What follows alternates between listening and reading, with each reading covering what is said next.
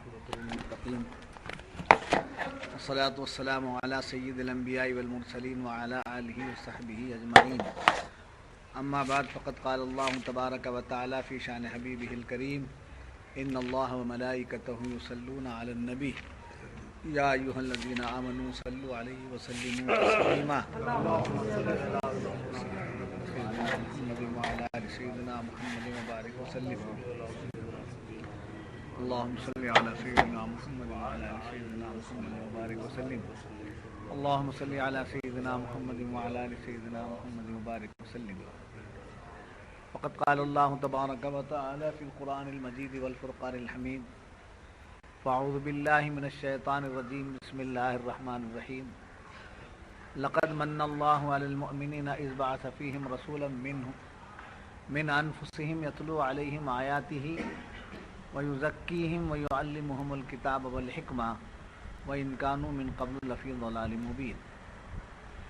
بے شک اللہ کا بڑا احسان ہوا مسلمانوں پر کہ انہی میں سے ایک رسول بھیجا جو ان پر اس کی آیتیں پڑھتا ہے اور انہیں پاک کرتا ہے اور انہیں کتاب و حکمت سکھاتا ہے اور وہ ضرور اس سے پہلے کھلی گمراہی میں تھے۔ معزز حاضرین و سامعین، گزشتہ صحبت میں بھی اسی آیت کریمہ کی تلاوت کا شرف حاصل کیا گیا تھا کہ جس میں یہ بتایا گیا تھا کہ اللہ تعالیٰ نے بہت سی نعمتیں عطا فرمائیں، ان نعمتوں کو ہم گننا چاہیں تو گن نہ سکیں گے، اتنی نعمتیں عطا فرمائیں، مگر ان تمام نعمتوں کے دینے کے باوجود کسی بھی نعمت کو بطور احسان کے بیان نہیں کیا۔ کسی بھی نعمت، ہم نے بہت بڑا احسان کیا کہ تمہیں آسمان دیا، زمین دی، زندگی دی، جی سب کچھ دیا، بہت بڑا احسان کیا نہیں کہا، مگر یہاں نعمت بھی ذکر ہے، نعمت کا بھی ذکر ہے اور احسان کا بھی ذکر ہے، نعمت کا بھی ذکر ہے اور احسان کا بھی ذکر ہے۔ لقد منا کہا احسان، تو کس کی کون سی نعمت پر احسان جتایا جا رہا ہے؟ وہ نعمت عظمیٰ، اس نعمت کو نعمت عظمیٰ کہتے ہیں اور نعمت ہے ذات محمد الرسول اللہ صلی اللہ علیہ وسلم۔ تو کیا پتہ چلا اس سے؟ کہ اللہ تعالیٰ کی بے شمار نعمتیں اپنی جگہ، نعمت عظمیٰ اپنی جگہ، ایسی نعمت ہم نے تمہیں دی ہے جس نعمت کے مقابلے میں کوئی نعمت نہیں، سب بھیج۔ تو اس نعمت کو دینے کے بعد، یعنی ذات رسول صلی اللہ علیہ وسلم کو ہمارے لیے بھیجنے کے بعد رب نے فرمایا بہت بڑا احسان کیا، کس پر؟ ایمان والوں پر۔ تو حضور سے بڑھ کر کوئی چیز، حضور سے بڑھ کر کوئی نعمت نہیں ہے کس کی نگاہ میں؟ ہاں، تو یہاں بے پرواہ کر دیا محبوب کو۔ اے محبوب، دنیا والے آپ کی قدر و منزلت کر لیتے ہیں، ادب و تعظیم کرتے ہیں تو ان کی عزت ہو جاتی ہے، آپ کی کیا ہے؟ دنیا والے اگر آپ کی اطاعت اور فرما برداری کر لیتے ہیں تو ان کا بھلا ہوتا ہے، آپ کا کیا ہے؟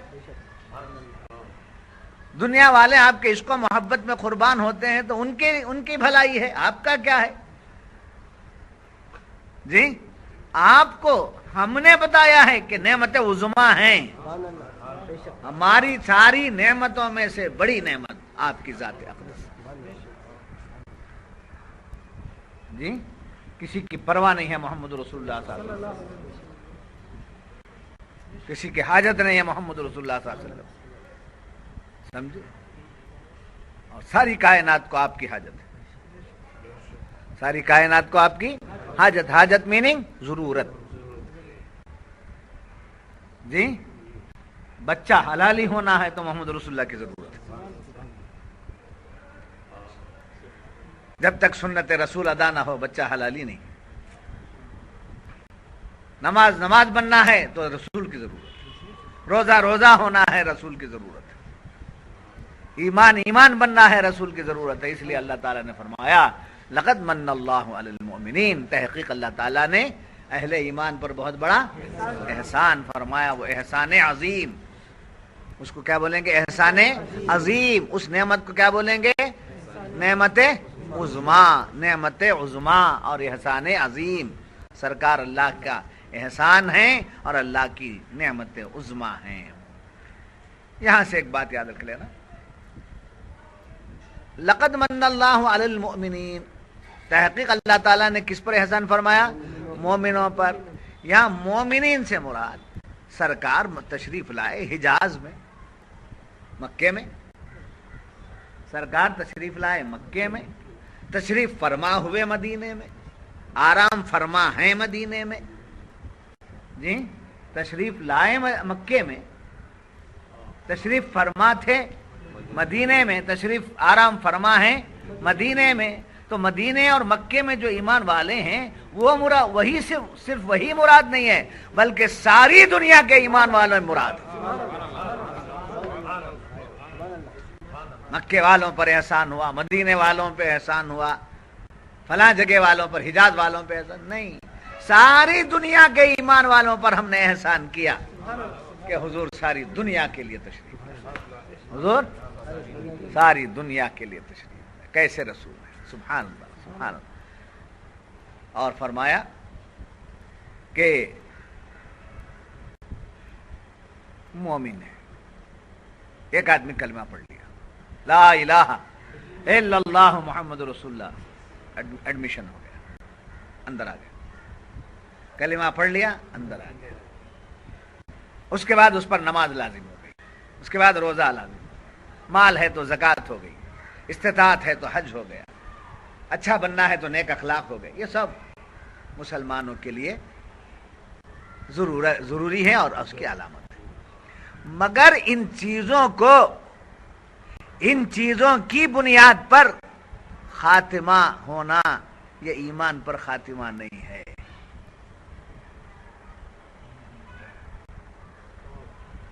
سمجھے؟ اسلام ہے، جب نبی اپنے اندر آئیں گے تب ایمان بنتا ہے۔ نبی کی عظمت، نبی کی محبت، نبی کا عشق اندر لے کے جو مرتا ہے وہ مومن ہے۔ جی اب اللہ کو خوش کرنا ہے، کیا کرنا ہے؟ اللہ کو خوش کرنا ہے، سجدہ کر کے خوش کرنا ہے۔ تو جس کو خوش کرنا ہے، کسی کو خوش کرنا ہے تو وہ خوش کرنے والے کے لیے محبوب ہونا ہے، پیارا ہونا ہے۔ جی جیسے آپ میری تقریر کو سن رہے ہیں، میرے درس کو سن رہے ہیں، آپ سبحان اللہ کہتے ہیں تو مجھے خوشی ہو رہی ہے۔ یہ کہنا لازم نہیں ہے، ضروری نہیں ہے، اس کی میں آپ کو زیادہ توجہ دینا نہیں چاہتا ہوں، میں ایک مثال دے رہا ہوں میں آپ کو۔ سبحان اللہ، کیا بات ہے، کیا بات ہے، کہا تو مجھے کس بات پر مجھے سبحان اللہ بول رہے ہیں آپ؟ کہ میری باتیں جو آپ کے دل میں اتر رہی ہیں اس سے متاثر ہو کر آپ کی زبان سے کیا نکل رہا ہے؟ سبحان اللہ نکل رہا ہے۔ تو اللہ تعالیٰ کو نماز پڑھنے میں، روزہ رکھنے میں، حج کرنے میں اللہ تعالیٰ کو کوئی خوشی کی بات نہیں ہے، اس لیے کہ وہ آپ کا کرتویہ ہے، وہ آپ کا فریضہ ہے، وہ آپ کی ذمہ داری ہے۔ بندے ہیں، کرنا پڑے گا، بندے ہیں، اللہ کے بندے ہیں تو نماز پڑھو، مسلمان ہیں تو نماز پڑھو، اللہ کے بندے ہیں تو اللہ کی مرضی پر چلو، سمجھے؟ اللہ کو خوش کرو، مولا تیری خوشی والی زندگی دے دے۔ اللہ سے کیا مانگیں گے؟ تیری خوشی والی زندگی دے دے۔ تو خوشی والی زندگی کیا ہے؟ جس سے خدا خوش ہو جائے۔ تو خدا خوش ہوتا ہے نبی کی تعریف کرنے سے،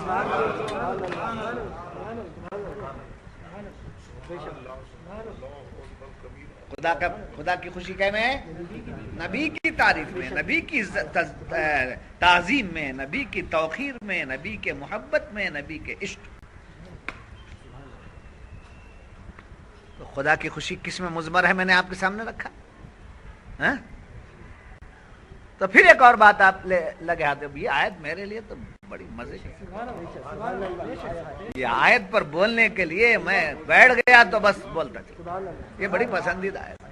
سال ہاں سال سے آیت بول رہا ہوں اس آیت پر، مگر اللہ کا کرم ہے، میرے شیخ محترم کا فیضان ہے کہ اس آیت پر وہ کھلتا ہے کیونکہ اس آیت کو میں نے ڈائریکٹ میرے پیر و مرشد کی زبانی سنا ہے، ڈائریکٹ۔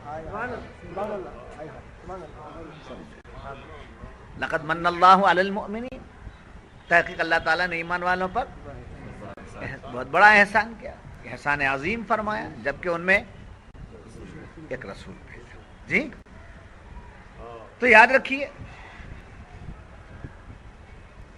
حضور کی تشریف آوری چند وجوہ سے نعمت عظمیٰ۔ سب سے پہلی ایک وجہ کیا ہے؟ انسان کا نفس ہدایت چاہتا ہے، انسان سیدھا راستہ چاہتا ہے، ٹیڑھے راستے والا بھی اس کو سیدھا سمجھ کے چلتا ہے، ٹیڑھے راستے پہ جا رہا ہے اس کو کیا سمجھ کے چلتا ہے؟ میں جو کر رہا ہوں برابر، میں جس راستے پہ جا رہا ہوں وہ ٹھیک ہے، وہ ٹھیک ہے۔ برائی کرنے والے کی بات نہیں کر رہا ہوں میں، راستہ جو گزرتا ہے ٹیڑھے راستے پر، غلط راستے پر جا رہا ہے تو کیا سمجھتا ہے؟ ٹھیک ہے، میرا راستہ ٹھیک۔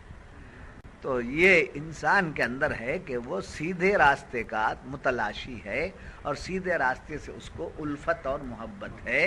تو یاد رکھنا وہ سیدھا راستہ اپنے آپ تڑپ میں جو جاتا ہے وہ غلط راستے پر چلا جاتا ہے، اس کو سیدھے راستے پر لانا نبی کا کام ہے۔ سیدھے راستے کی تڑپ رکھنے والے کو سیدھے راستے کی طرف لگا دینا یہ کس کا کام ہے؟ نبی کا کام ہے۔ اگر حضور نہ آئے ہوتے تو ہم جو سمجھ رہے ہیں وہ سیدھا راستہ جی، جیسے کافر ہے،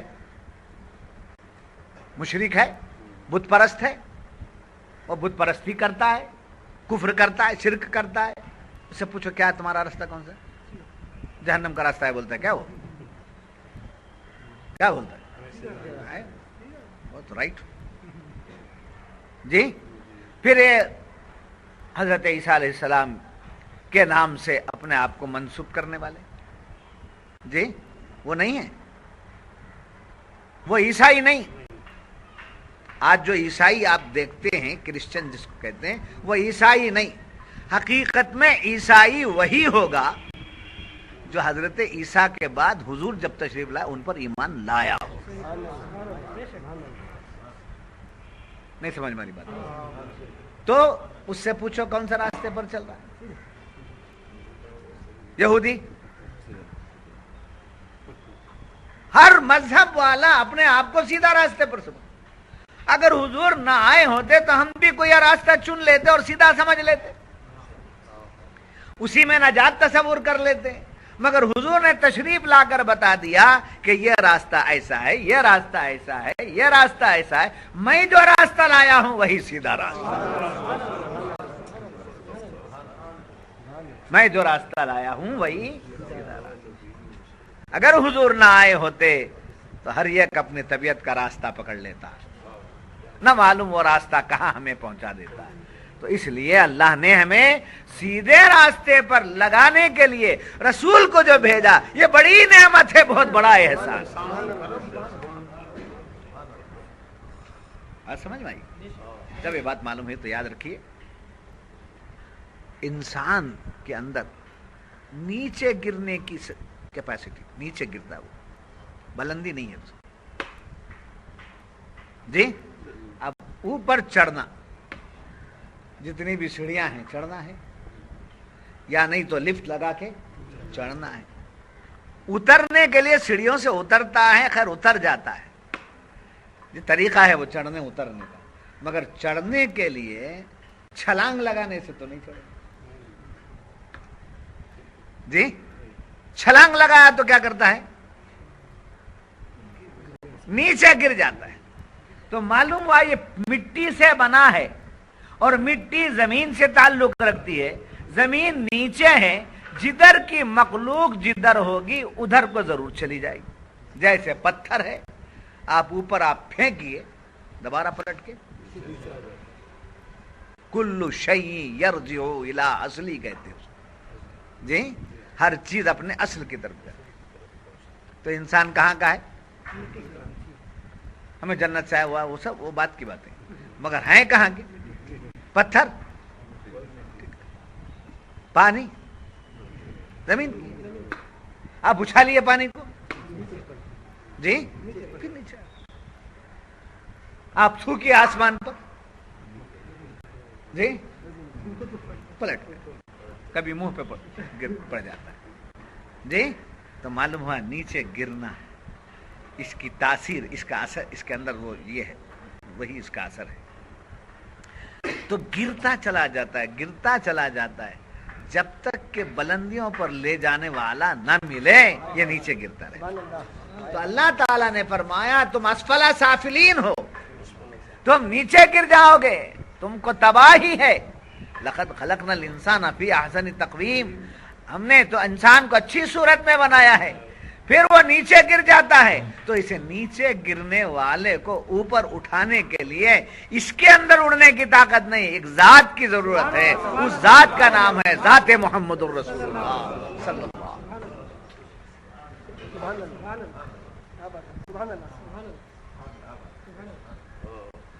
جی۔ اور حضور نیچے کے نہیں تھے، پوائنٹ، حضور نیچے کے نہیں تھے، اوپر کے ہیں، اللہ کے نور کے ہیں۔ حضور نیچے کے نہیں تھے، اس واسطے آنے میں 1,24,080,000 پیغمبروں کا دور گزرنا پڑا۔ آنے میں اتنی دیر ہوئی اور جانے میں پلک جھپکنے کے بعد برابر چلے،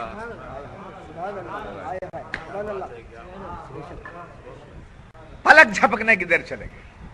آنے میں 1,24,080,000 بعد آئے، اور ایک ایک پیغمبر کے اتنے سال، اتنے ہزار سال، اتنے سینکڑوں سال ایسا۔ تو ایسی ذات مقدسہ اللہ تعالیٰ نے عطا فرمائی جو سرکار دو عالم صلی اللہ علیہ وسلم کی ذات ہے۔ آپ نیچے گرنے والے کو اوپر یہ نعمت عظمی ہے، یہ اللہ کا احسان عظیم عظیم۔ ایک مثال دوں گا، آپ آسانی سے سمجھ لیجئے۔ بچہ ہے، ایک بچہ پیدا ہوا ہے، ماں کی گود میں ہے جی۔ اب اس کو بلندیوں پر چڑھنا ہے، ولایت کی منزلوں تک چڑھنا ہے، تو کوئی چڑھانے والا ہونا، بلندیوں پر لے جانے والا ہونا۔ تو بلندیوں پر لے جانے والے کون ہیں؟ ذات رسول صلی اللہ علیہ وسلم۔ پھر جب یہ معلوم ہوا کہ ہائے ہائے ہائے، ہر شخص کے دل میں یہ تڑپ ہے اللہ مجھ سے راضی ہو جی، اللہ مجھ سے۔ آپ نماز پڑھتے ہیں، پوچھے کیا اللہ مجھ سے۔ نیک کام کرتے ہیں، پوچھا کیا مقصد؟ اللہ مجھ سے راضی ہو۔ اور دعائیں میں مانگتے ہیں اللہ تو ہم سے راضی ہو، تو ہم سے راضی ہو جا، تو ہم سے راضی ہو۔ اب اللہ کو راضی کرنا چاہتے ہیں اور یہ پتہ لگانا کہ اللہ کس بات سے راضی ہوتا ہے جی۔ تو راضی کرنا بندے کے اندر، اللہ کو راضی کرنا بندے کی ایک تڑپ ہے، اس تڑپ کو پورا کرنے کے لیے سمجھے معلوم کرنا پڑتا ہے کہ اللہ مجھ سے راضی ہوا کہ نہیں ہوا۔ اللہ راضی ہوا ہے تو میری تڑپ پوری ہوگی، اللہ ناراض ہے تو میں اپنے تڑپ میں ناکام ہوں، میں اپنے طلب میں ناکام ہوں، میں اپنے تڑپ میں ناکام ہوں۔ تو اللہ راضی ہے ناراض ہے، اس کا پتہ لگانے کے لیے اللہ تبارک و تعالی نے فرمایا کہ میں نے رسول کو بھیج دیا ہے اور تم ان کو راضی کر لو، میں راضی ہوں۔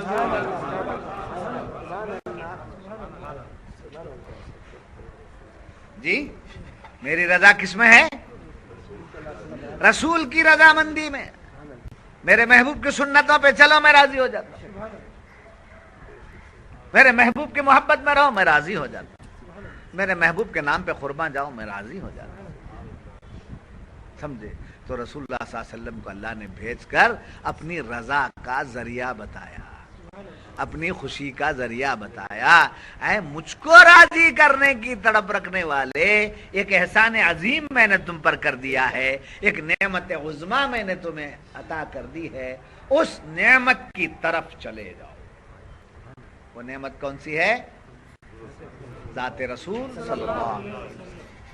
جب یہ بات معلوم ہوئی، حضور صلی اللہ علیہ وسلم کا معجزہ بتا. معجزات رسول ہیں، اس کو تمام جماعتیں مانتی ہیں. سب کیا معجزہ حضور صلی اللہ علیہ وسلم کا کہ آپ نے چاند کے 2 ٹکڑے فرما دیے؟ کیا ہے یہ؟ سورج کو پلٹا لیا، یہ کیا ہے؟ سمجھے؟ پتھروں سے آپ نے کنکریوں سے کلمہ پڑھوایا، یہ کیا ہے؟ معجزہ ہے. جی حضور صلی اللہ علیہ وسلم معراج میں تشریف لے گئے، یہ کیا ہے؟ معجزہ ہے. کتنے معجزات، بہت سے معجزات. مگر مفسرین فرماتے ہیں حضور صلی اللہ علیہ وسلم کا باپ اور ماں کی نسبت سے دنیا میں پیدا ہونا یہ سب سے بڑا معجزہ. کیا ہے؟ یہ سب سے بڑا معجزہ ہے. حضور کا بغیر کھائے کے 2 پیے کے 2 مہینے رہنا یہ معجزہ یہ نہیں ہے کھاتے پیتے رہنا معجزہ. رات بھر جاگنا ہی معجزہ نہیں ہے، آپ کا سونا بھی معجزہ ہے. جی جیسے سونے والا رات بھر جاگتا ہے تو آپ کیا بولتے ہیں؟ کیا کمال ہے، کیسے کر؟ کیونکہ سونا اس کا اصل ہے. جی جاگنا اس کا کمال ہے. ایک آدمی کھاتا پیتا نہیں ہے، روزہ ہمیشہ صائم الدہر ہے، ارے کیا کمال والا آدمی ہے، کیسا ہے؟ تو معلوم ہے کھانا اس کے لیے ضروری ہے اور کھانا چھوڑ دینا اس کا کمال ہے. جی باتیں سمجھ میں آ گئی آپ؟ ایسے ہی رسول اللہ صلی اللہ علیہ وسلم کو کھانے کی ضرورت نہیں، بغیر کھائے کے بھی آپ 2 مہینے رہ گئے تو کھانے کی ضرورت نہیں. کھائے جو آپ کھائیں وہ کھانا آپ کا معجزہ ہے. غیر نبی کا نہ کھانا معجزہ ہے، نبی کا کھانا معجزہ ہے. غیر نبی کا نہ سونا کمال ہے تو نبی کا سونا کمال ہے. غیر نبی کا شادی بیاہ نہ کرنا کمال ہے تو نبی کا شادی کرنا معجزہ ہے. جی تو آپ کی اصل کیا ہے؟ نورانیت. حضور کی اصل کیا ہے؟ نورانیت. اور حضور کا لباس کیا ہے؟ بشریت. بشریت اور نورانیت دونوں جدا نہیں ہیں. بشریت اور نورانیت جدا نہیں ہے. بشریت ہمیں دکھتی ہے، نورانیت چھپی ہوئی ہے، اور نور اصل ہے اور بشر لباس ہے. جی جیسے میں نے یہ کپڑے پہنے ہیں، اب گھر گیا تو کپڑے بدل لیا، کپڑے نکال دیا، تو میری اصلیت تو نہیں گئی. کپڑے بدلنے سے آپ کی ہماری اصلیت تو نہیں جائے گی. یہ کپڑے بدلتے رہتے ہیں، ہفتے میں 1 بار 2 بار 4 بار بار کپڑے بدلتے رہتے ہیں. کپڑے بدل دینے سے آپ کی اصلیت نہیں بدلتی، لباس بدلتا ہے، اصلیت نہیں بدلتی. ایسے نبی نور ہیں، آپ بشر کا لباس پہن کے آئے ہیں، 63 سال اس لباس میں رہے، 63 سال اس لباس میں رہے. جب وہ لباس اتر گیا تو نبی مرے نہیں، آپ کی نورانیت سلامت ہے. آپ کی نورانیت سلامت ہے. اس نورانیت کی سلامتی اہل ایمان کے دل دیکھتے ہیں. تو مومنوں پر احسان جو کیا، یہی بتانا چاہ رہا ہے قرآن کہ ایمان والوں پر احسان اس کا مطلب یہ ہے کہ لباس پہن کر تم کو شریعت سکھا دیا اور دل میں اپنی نورانیت سے تمہیں ایمان کی جلا بخش دی ہے. تو یہ ایمان تمہارا صبح قیامت تک رہے گا. تم مر جاؤ گے تب بھی ایمان سلامت رہے گا. نماز ختم ہو جائے گی، روزہ ختم ہو جائے گا، حج ختم ہو جائے گا، مرنے کے ساتھ ساری عبادتیں ختم ہو جائیں گی، اور جتنی نعمتیں ملی ہیں مرنے کے ساتھ سب کے سب ختم ہو جائیں گی۔ ایمان ایک ایسی نعمت ہے، جیتے ہوئے بھی ہے، خبر میں بھی ہے، حشر میں بھی ہے۔